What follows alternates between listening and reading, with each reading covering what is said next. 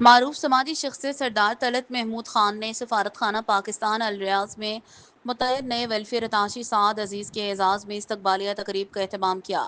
تقریب میں سیاسی، سماجی، صحافتی، کاروباری اور سرکاری شخصیات نے شرکت کی۔